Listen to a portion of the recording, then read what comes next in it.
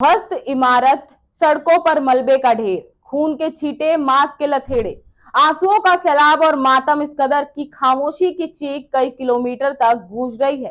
तकलीफ भी है और सबक भी।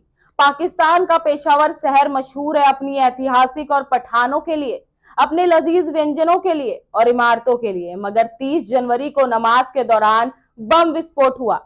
हमले में अब तक 72 लोग अपनी जान गंवा चुके हैं। कई जिंदगी और मौत के बीच अस्पताल में जद्दोजहद कर रहे हैं। लेकिन इस हमले के पीछे कौन है और क्या है कारण? बिना वजह कुछ नहीं होता। हर घटना या दुर्घटना के पीछे एक किस्सा छिपा होता है।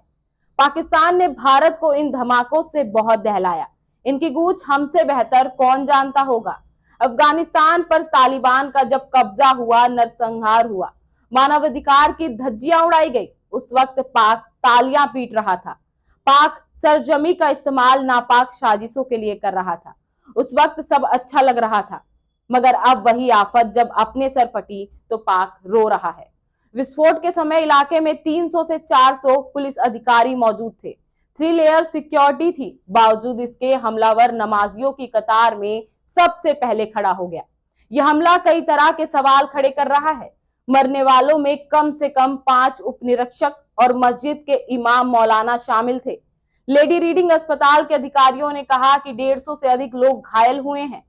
तहरीक ए तालिबान पाकिस्तान ने इस हमले की जिम्मेदारी ले ली है। उसने कहा, यह आत्मघाती हमला अफगानिस्तान में पिछले साल अगस्त में मार दिए गए टीटीपी कमांडर उमर खालिद की मौत का बदला है। इस हमले में कई सवाल पैदा कर दिए हैं, जिनमें पहला सवाल, हमलावर इतनी सुरक्षा के बीच विस्फोट के साथ कैसे अंदर तक दाखिल हुआ। दूसरा सवाल, यह हमला बिना किसी की मिलीभगत के संभव नहीं है। आखिर कौन मिला है टीटीपी से, पुलिस, सेना या फिर कोई और। तीसरा सवाल, टीटीपी से शांति समझौते की शर्तें क्या थी। पाकिस्तान की खुफिया एजेंसी क्या सिर्फ भारत पर हमले कराने के लिए बनाई गई। चौथा सवाल, टीटीपी और इमरान खान के संबंधों की बात कई बार उठ चुकी है। यहाँ की अर्थव्यवस्था एक कदम चौपाट है, राजनीतिक अस्थिरता है, क्या इसी का फायदा कोई उठाना चाहता है।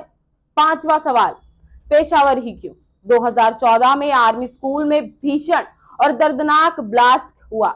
इसमें करीब 132 बच्चों की मौत हो गई। टीटीपी ने बयान में कहा था कि स्कूल पर हमला इसलिए कराया गया कि सेना हमारे परिवार पर हमला करती है। हम चाहते हैं कि सेना उस दर्द को महसूस कर सके। इन सवालों के जवाब शायद ही कोई दे पाए, क्योंकि पाकिस्तान सरकार खुद भी इन सवालों के जवाब को तलाशने में जुटी हुई है। फिलहाल के लिए बस इतना ही। ऐसे ही देश दुनिया की खबरों के लिए देखते रहें अखबार। सब्सक्राइब करें पर्यावरण पोस्ट।